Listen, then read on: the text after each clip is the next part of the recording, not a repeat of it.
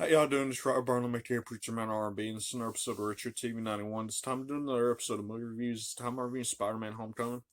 What happens on this movie is Peter Parker's going out throughout his everyday life, doing these little hero-like things and where he lives in Queens.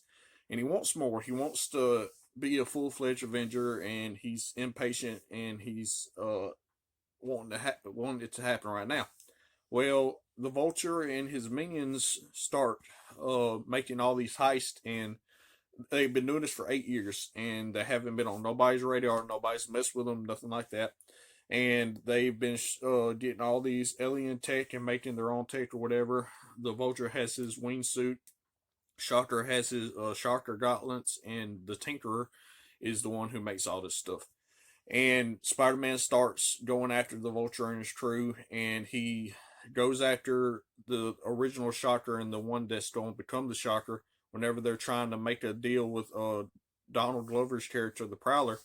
And he goes after him when he's supposed to be at this party for Liz. Come to find out, Liz is the daughter of the Vulture, so we'll have to get into that a little bit. And uh, the original Shocker winds up getting killed by the Vulture because he threatens to tell the world about the Vulture and his plans or whatever.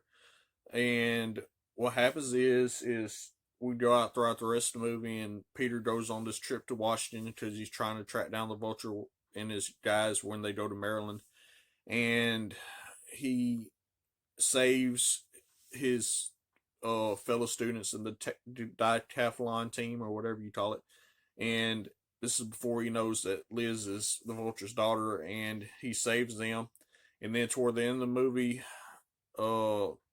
Spider-Man and Vulture had their final fight. And the Vulture spares Spider-Man's life before the fight and gives him a choice to either leave the Vulture alone or go after Vulture again.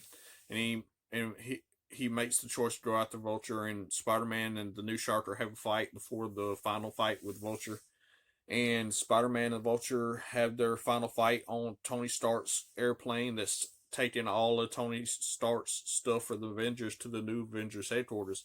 And Vulture is trying to steal it, and the plane crash lands, and Spider-Man's able to defeat the Vulture, but the Vulture's wings wind up exploding, and Spider-Man's trying to save them, trying to stop them from continuing flying, and their wings explode on them.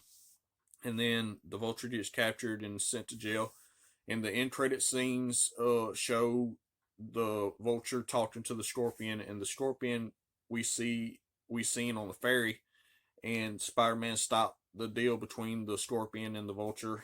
And that's all that really happened in this movie, besides Iron Man showing up and helping Spider-Man out a couple of times and getting him to realize that he needs to grow up to become the full-fledged Spider-Man that he needs to be. And that's all that really happened. My question for y'all is, now that Scorpion's trying to get Spider-Man's identity to kill him, what's going to happen with that? As always, Preacher Man R&B signing out. Guys, GG's awesome. It's been an episode of Richard TV 91. See you next time.